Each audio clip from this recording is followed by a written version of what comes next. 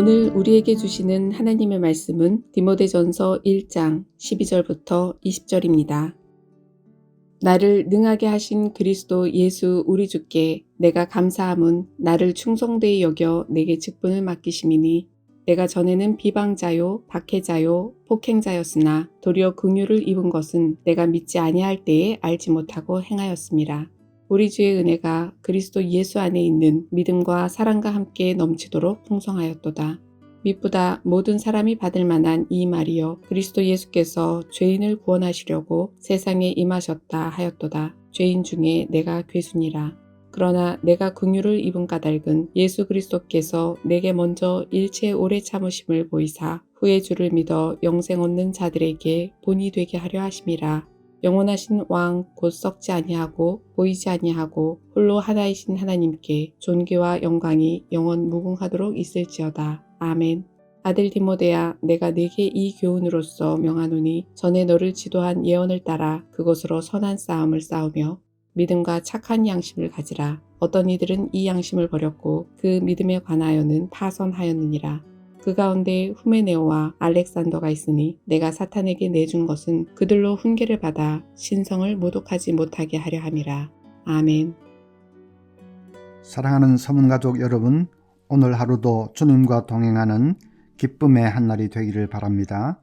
13절부터 보면 내가 전에는 비방자요 박해자요 폭행자였으나 도리어 긍휼을 입은 것은 내가 믿지 아니할 때에 알지 못하고 행하였음이라.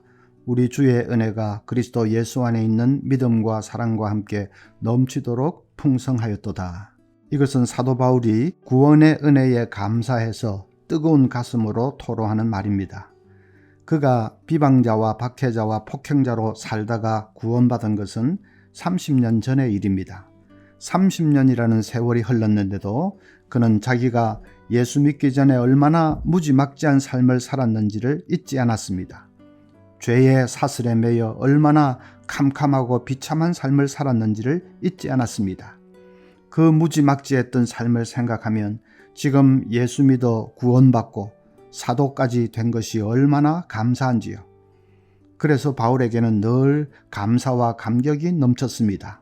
그는 선교 여행을 다니면서 고생도 많이 하고 시련도 많이 겪었습니다. 고린도후서 11장 26절에 보면 여러 번 여행하면서 강의 위험과 강도의 위험과 동족의 위험과 이방인의 위험과 시내의 위험과 광야의 위험과 바다의 위험과 거짓 형제 중의 위험을 당하고 또 수고하며 애쓰고 여러 번 자지 못하고 줄이며 목마르고 여러 번 굶고 춥고 헐벗었노라. 그렇게 정말 말도 못할 시련을 당했지만은 그래도 바울에게는 늘 감사가 있었습니다. 지옥의 밑바닥에 던져져야 할 자신을 건져 구원해 주신 그 놀라운 구원의 은혜가 그의 가슴 속에 강물처럼 흐르고 있었기 때문입니다. 여러분, 우리 천국 백성은 감사와 감격으로 사는 사람입니다. 구원의 은혜를 생각할 때마다 감사가 넘칩니다. 사탄의 종으로 살던 우리를 흑암의 결박에서 건져주시고 하나님 자녀로 삼아주신 은혜를 생각할 때마다 감사가 넘칩니다. 장차 천국에서 찬란한 영광 가운데 살 것을 생각할 때마다 감사가 넘칩니다. 신학교는 매일 아침 새벽 기도회를 가집니다. 예배 마치고 기도 시간이 되면 한 10분쯤 엉덩이를 들썩이다가 기어코 자리를 뜨는 학생들도 있습니다. 그런 친구들 다 가고 나면 그때부터 본격적으로 기도가 시작됩니다.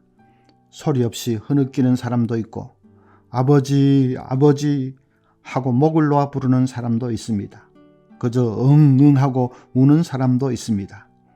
아침 식사 시간이 지나가는데도 또 강당이 얼마나 싸늘한지 몰라요.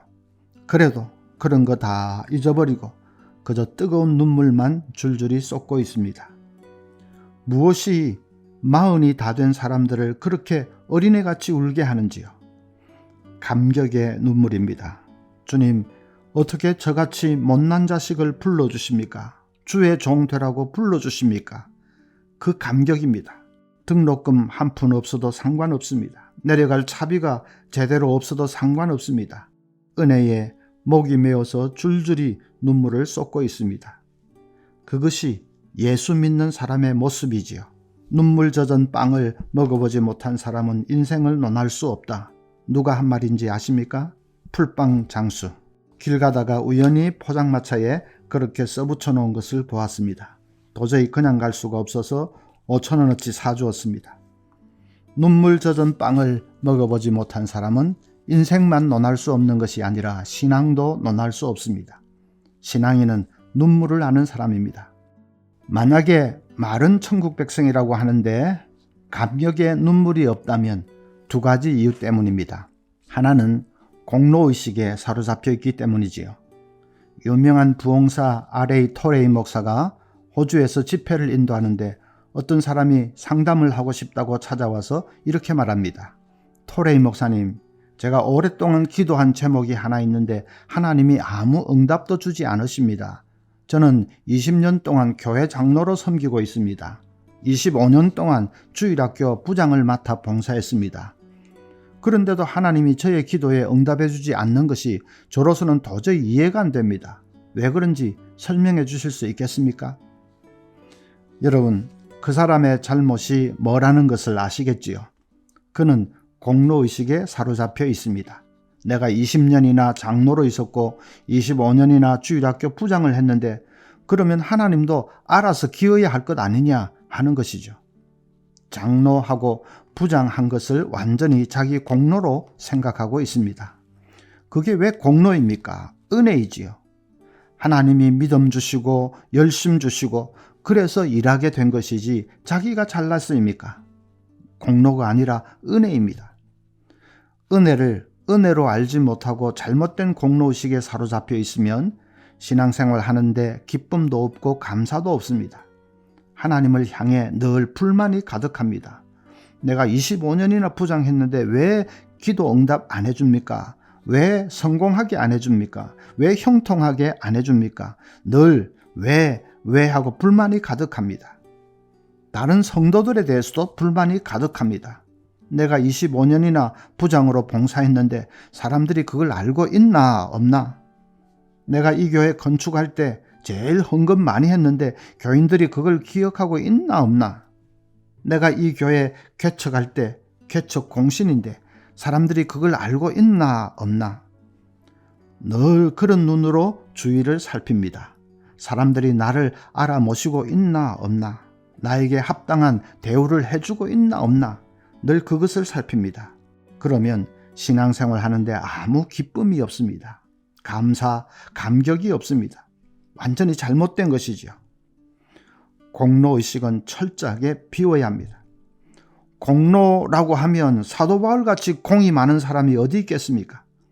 그런데 바울은 나는 비방자요, 박해자요, 폭행자일 뿐입니다. 오직 은혜로 이 자리에 온 것밖에 없습니다. 철저하게 오직 은혜를 고백하지 않습니까? 그럴 때 감사와 감격이 넘치게 됩니다. 여러분, 우리도 공로가 아니라 은혜입니다. 철저하게 그 고백을 하면서 늘 감사와 감격이 넘치는 삶을 살 수 있기를 바랍니다. 또 한 가지 잘못은 비교의식입니다. 다른 성도들과 비교하는 것입니다. 저 사람은 나보다 늦게 왔는데도 장로되고 권사되는데 나는 왜 이러냐 하고 비교합니다.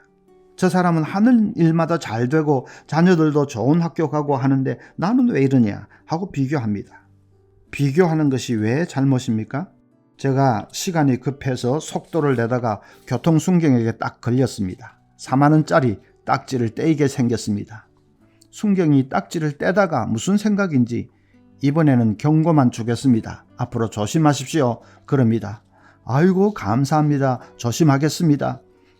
그러고 있는데 제 뒤에 차도 그 자리에서 걸렸습니다. 그 사람은 더 많이 위반했기 때문에 6만 원짜리 딱지를 떼이게 생겼습니다. 그런데 순경이 그 사람에게도 선생님도 경고만 주겠습니다. 조심하세요 합니다. 그 광경을 보는 순간 제 눈이 확 뒤집혔습니다. 세상에 이럴 수가 있나? 나는 4만 원짜리 면제주고 저 사람은 6만 원짜리 면제주고.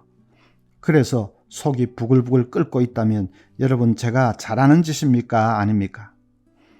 말도 안 되는 거지요. 제가 면제받을 권리가 있었던 것이 아닙니다. 꼼짝없이 벌금 내야 하는데 면제받았다면 그건 은혜입니다. 그러면 다른 사람하고 비교할 필요가 없습니다. 내가 받은 은혜만 해도 놀라운데, 생각도 못한 건데, 그러면 됐지. 다른 사람하고 비교할 필요가 없지 않습니까? 은혜의 세계에는 비교라는 것이 없습니다. 내가 받은 은혜만 해도 감당하기 벅찬데 남하고 비교할 필요가 없습니다. 그런데도 자꾸 비교하는 사람들이 있지요. 저 사람은 돈도 잘 벌고 사업도 잘하고 하는데 나는 뭐냐? 저 집 애들은 취직도 잘하고 결혼도 잘하고 하는데 우리 애는 왜 이렇게 안 풀려? 하고 비교합니다. 비교하지 마십시오. 내가 받은 구원의 복이 그런 것하고 비교라도 할 수 있는 것입니까? 천국의 복이 그런 것과 비교라도 할 수 있습니까? 비교하기 시작하면 감사와 감격이 사라집니다. 오늘 아침에 기도할 때에 하나님, 잘못된 공로의식, 비교의식이 틈타지 못하게 해주십시오 라고 기도합시다. 늘 감사와 감격으로 충만한 삶 살게 해달라고 기도하십시다. 또 한 가지는 선교 축제, 전야제 행사와 주일 예배를 통해서 은혜가 충만하게 해주시고 우리 교회가 다시금 선교 사명을 힘있게 감당하는 계기가 되게 해달라고 기도하겠습니다.